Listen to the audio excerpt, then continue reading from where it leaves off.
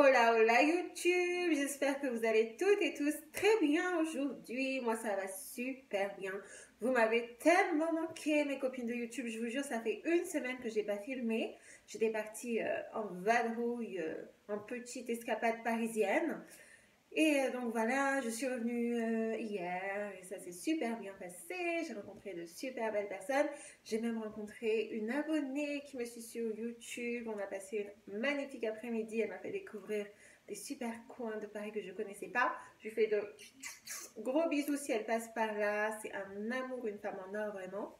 Donc j'étais ravie de ma petite semaine et comment vous dire quoi. Vraiment, ça se confirme. Il a fallu que j'attende 27 ans de ma vie pour que je comprenne que, en fait, moi, je suis une femme qui aime les grandes villes. Oui, je n'en peux plus des petites villes. Mais bon, c'est vrai que c'est un peu chaud pour les Parisiennes. Vous le savez, le logement à Paris, c'est vraiment quelque chose. Mais bon, je me suis promis que maintenant, j'irai beaucoup plus régulièrement parce que j'en ai besoin. J'en ai besoin de voir un peu le monde. Voilà. Bon, j'espère que tout va très bien pour vous aujourd'hui. Je filme cette vidéo, mais dimanche, c'est jour d'élection. Je ne vais même pas en parler parce que vraiment, je suis de trop bonne humeur pour ça, vous voyez. Et aujourd'hui, donc, on va parler par contre d'un vrai sujet. Relationnel toujours. Vous l'avez vu certainement, là je me concentre vraiment sur les vidéos relationnelles parce que c'est personnellement celles qui me plaisent le plus, celles qui me passionnent le plus et j'ai vraiment l'impression qu'elles sont utiles. Et on a besoin, parce que les rencontres amoureuses en 2024, c'est chaud. Et je crois qu'on a besoin, en tant que femme, d'avoir des petits tips, des petits conseils et une vraie solidarité féminine pour qu'on soit les grandes gagnantes. Il serait temps, je crois. Donc, le thème de la vidéo est le suivant. Vidéo extrêmement importante. Faut-il dater pour le style de vie, le train de vie ou pour l'amour? Je m'adresse vraiment aux jeunes femmes, mais bien sûr, je pense qu'elle parlera à toutes les femmes. Et il s'agit en gros d'ouvrir un débat. Comme je l'ai fait avec ma maman, je vais vous raconter l'histoire. Avant cela, surtout si vous avez besoin de mes petits conseils, n'hésitez vraiment pas à m'écrire. Mon mail est en barre d'infos comme toujours. C'est yasmindoll58@gmail.com. Je vous répondrai avec un immense plaisir. Comme je vous l'ai dit, là j'étais partie un petit peu une semaine, mais je suis revenue, donc je serai hyper réactive. Il n'y a pas de problème. Donc, si vous avez envie de m'écrire pour que j'en fasse une vidéo sur YouTube et pour que les copines de YouTube vous donnent leur avis aussi, n'hésitez pas, ça peut se faire. Si vous avez besoin que je vous appelle sans aucun problème et on se réserve une petite session coaching avec un immense plaisir également.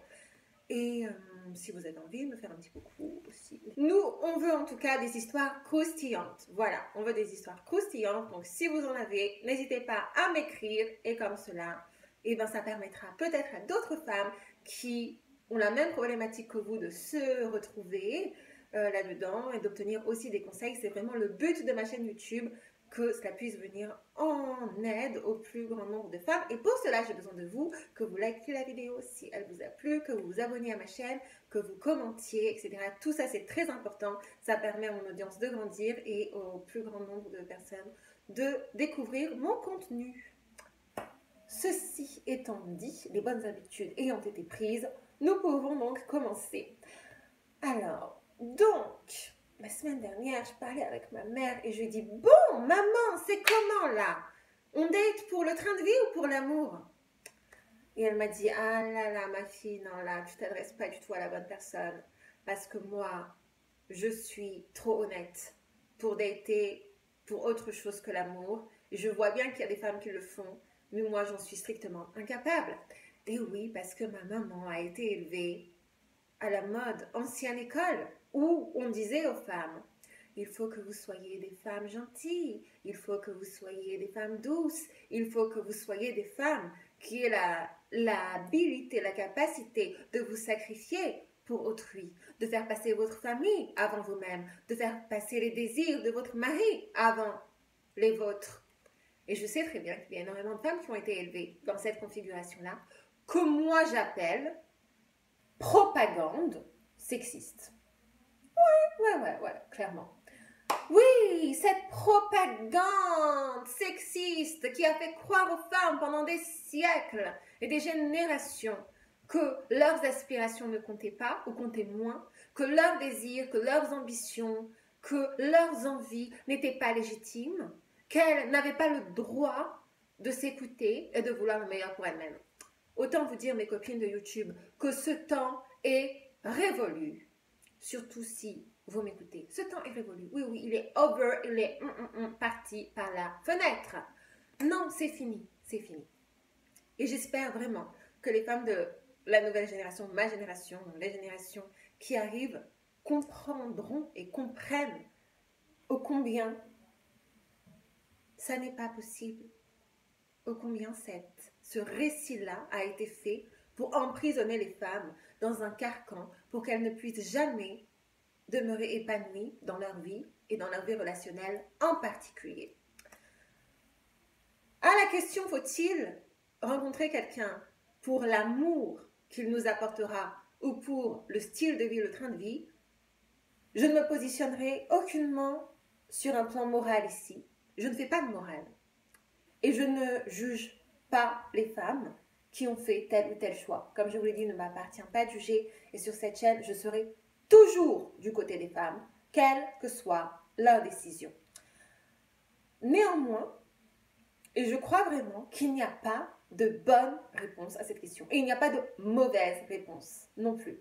Ce que je voudrais que vous fassiez, mes copines de YouTube, c'est que voilà, vous vous posiez tranquillement un moment, vous avez du temps pour vous, et vous vous dites, ok, moi Yasmine, moi Manon, moi Marion, moi, je sais pas comment vous vous appelez, moi Leïla, moi Sarah, peu importe. Moi, qu'est-ce que je veux le plus pour ma vie? Qu'est-ce que je cherche le plus? Est-ce que je cherche l'amour avec un grand A, c'est-à-dire une relation significative, une relation où je vais construire un vrai partenariat émotionnel, spirituel, un foyer, pourquoi pas, un lieu, un cocon avec un partenaire qui me respectera, qui m'admirera, qui m'écoutera, qui me sollicitera, qui m'apaisera, etc. Ou est-ce que moi, je considère qu'il y a quelque chose de plus important qui s'appelle le style de vie qu'une personne peut me procurer. Vous savez, il y a des femmes qui ont eu la chance de baigner, de grandir, d'avoir une éducation avec des parents merveilleux, des parents au top, qui leur ont tout apporté, qui les ont comblés d'amour, qui les ont comblés d'écoute, qui ont fait d'elles des êtres, des femmes, des jeunes femmes absolument équilibrées et épanouies. De ce point de vue-là, ces femmes-là, elles n'ont pas vraiment besoin d'amour au sens où on l'entend. Elles ne vont pas attendre qu'un homme daigne leur donner de l'amour parce que dès lors, elles ont compris que dès lors que cette personne leur retirera, qu'adviendra-t-il d'elles? Elles vont aller se jeter d'un pont parce qu'un homme leur aura donné de l'amour puis repris. Posez-vous la question, mes copines. Très, très, très, très, très important. Moi, je le dis toujours, si vous suivez mes vidéos relationnelles, qui sont dans ma playlist Relations amoureuses, le plus grand amour, et c'est tellement galvaudé, mais honnêtement, quand vous le comprenez puissamment, c'est indétrônable. Le plus grand amour est celui que l'on se donne à soi. C'est le plus merveilleux, le plus extraordinaire, celui qui ne pourra jamais être repris, celui qui sera le plus sincère, celui qui ne vous décevra jamais. C'est l'amour que vous vous accordez à vous-même. C'est l'attention que vous vous accordez à vous-même. C'est l'écoute, c'est la compassion, c'est la diligence que vous vous accordez à vous-même.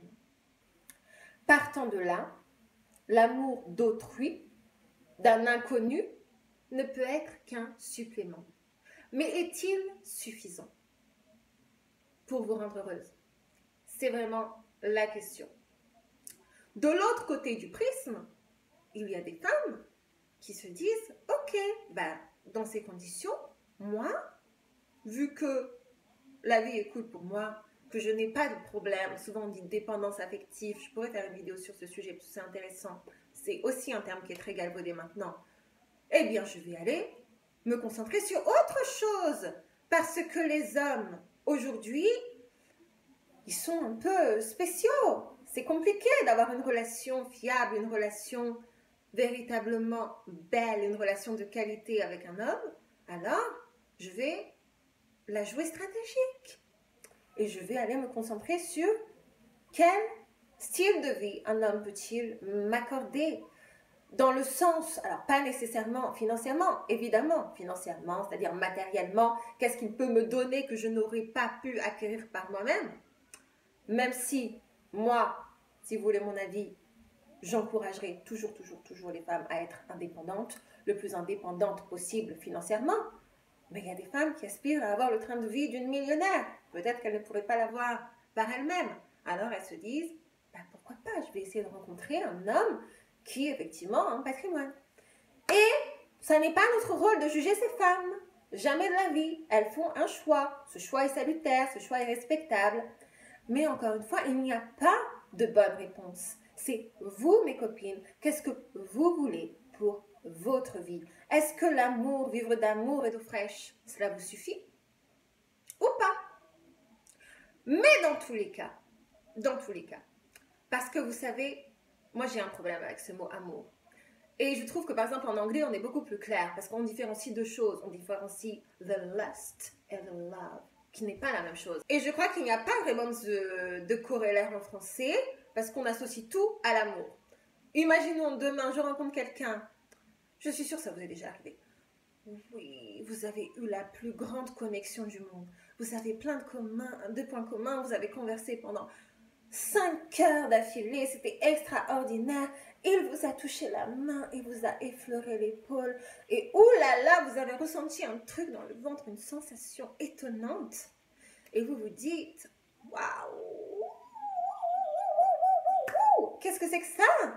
Je crois que je suis en train de tomber amoureuse. Erreur. D'accord? Et ça, c'est le gros problème. Parce que personne ne nous parle jamais des relations amoureuses. Ou alors on nous en parle vraiment dans des termes ridicules. Que nous, les femmes, on croit que ça, c'est le fait, la manifestation d'un état amoureux. Que notre corps nous envoie des signaux comme quoi, ouais, effectivement, ça a été tellement incroyable, j'ai ressenti une telle sensation inédite, inégalée, inégalable, que ça doit signifier quelque chose. Ça ne signifie rien, mes copines. Ça signifie juste que peut-être, ça fait longtemps que vous n'avez pas été intime avec un homme. C'est tout. C'est tout. Ça signifie juste que ça fait trop longtemps que vous n'avez pas couché avec un homme. Voilà, pour le dire clairement. C'est pour ça que votre ventre a fait des petits frimoussa. C'est tout. Ça dit que ça. C'est pour ça qu'il faut bien différencier les deux pour moi. Être amoureux, et je préfère largement l'expression grandir en amour. Cela prend du temps, ça n'arrivera pas en 2 jours, ça n'arrivera pas en 10 jours, ça n'arrivera pas en 20 jours. C'est pour ça que je dis toujours à mes copines dans la vie, ou mes copines de YouTube, mes copines, prenez votre temps, s'il vous plaît, prenez votre temps pour faire les choses convenablement. Et ne laissez pas cet état émotionnel vous dominer, vous aveugler et vous faire croire que c'est de l'amour alors que c'est juste une excitation sexuelle ou une excitation de la nouveauté. Et ainsi, l'un des meilleurs conseils qui m'ait été donné d'entendre et que je voudrais vous transmettre, et réécoutez, je vous en prie, cette vidéo, si jamais vous sentez que vous êtes en train de basculer, c'est ne vous focalisez jamais sur les sensations que vous ressentez. Ne vous focalisez jamais sur la façon dont vous ressentez les choses envers autrui, envers un homme a fortiori, mais plutôt comment cet homme vous fait sentir. Je m'explique. J'ai rencontré un homme. Je le trouve extrêmement sexy, extrêmement charmeur, extrêmement drôle, extrêmement charismatique. Tout ça, c'est ce que je ressens pour lui. Ça n'est pas la même chose que comment lui me fait-il ressentir. Est-ce qu'il me fait sentir en sécurité? Est-ce que je me sens écoutée quand je suis avec lui? Est-ce que je me sens valorisée? Est-ce que je me sens apaisée? Est-ce que je sens que mon avis compte à ses yeux? Est-ce que je me sens en sécurité? Tout ça, ça n'est pas la même chose. Il peut être l'homme le plus charismatique du monde, mais me faire sentir extrêmement en détresse, me faire sentir mal parce qu'il ne me répond jamais, me faire sentir en proie au doute parce que, eh bien, il a des phases où il joue un rôle. On en a déjà parlé dans la vidéo sur les tactiques des hommes.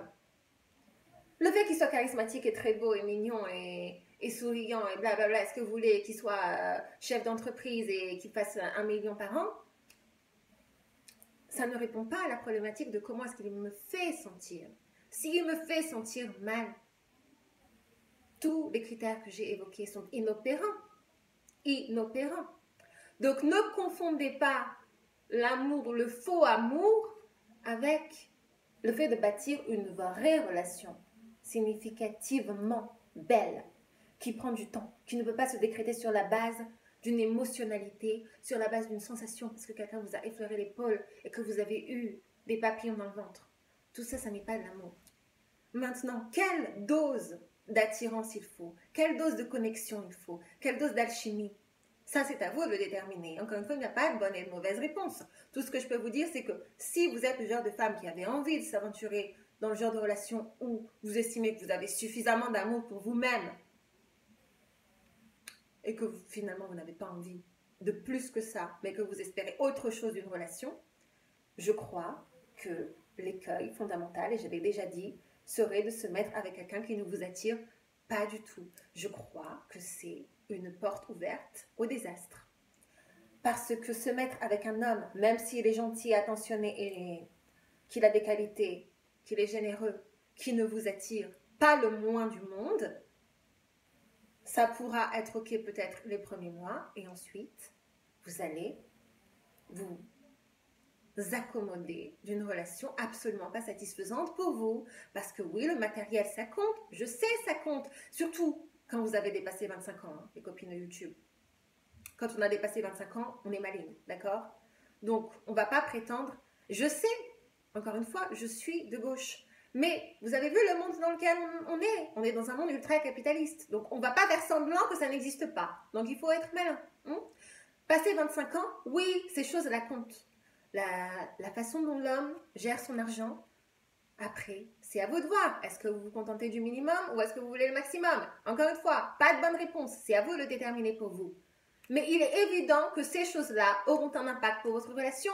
Si l'homme avec qui vous êtes ne sait pas gérer son argent, gros problème. S'il n'a pas d'argent, gros problème, etc., etc. Cependant, pour le dire clairement, être en relation avec un homme fortuné, riche, qui est généreux, qui vous fait partager sa fortune, mais pour qui vous ne ressentez pas le début du commencement d'une attirance, même si cette attirance peut se modeler, elle peut grandir au fil du temps, et je crois une grosse erreur. Parce que, après, vous allez faire des choses, vous allez prendre un amant ou 2 amants pour vous satisfaire. Bah oui, parce que cet homme-là, il ne va pas vous satisfaire s'il ne vous plaît pas. Et bon, est-ce que c'est la bonne solution? Peut-être pas. Encore une fois, pas de jugement moral. Mais bon, vous allez aller dans une piste un petit peu un petit peu délicate pour vous. Vous voyez ce que je veux dire? Moi, je crois qu'il faut un mix des deux. Aller rechercher uniquement l'amour, c'est dangereux. C'est dangereux. Surtout si vous n'attendez qu'auprès d'une seule personne pour vous donner ce que vous devriez déjà avoir été en capacité de vous allouer pour vous-même et ce que d'autres peuvent vous donner. Vos enfants, vos parents, vos amis, peu importe. Mais se concentrer uniquement sur le train de vie et sur l'argent, ça n'est pas non plus, je crois, une bonne chose. Il faut un mix des deux. Bien sûr qu'il y a des hommes qui ne gagnent pas énormément d'argent et qui vous offriront la plus belle relation de votre vie. Et si vous êtes OK avec ça, ça n'est pas à moi de vous juger, c'est super. Et de l'autre côté, il y a des hommes qui n'ont pas beaucoup d'argent et qui seront les pires goujats avec vous. Il n'y a pas de règle. dans le sens inverse, il y a des hommes qui seront fortunés, qui vous offriront une magnifique relation, et d'autres qui sont fortunés et qui seront les pires des hommes ou des sous-hommes sur cette terre. Donc, on est maligne et on ne se concentre pas sur une seule chose à la fois. On veut tout, on veut le maximum. Voilà, c'est comme ça, je crois, que les femmes gagneront.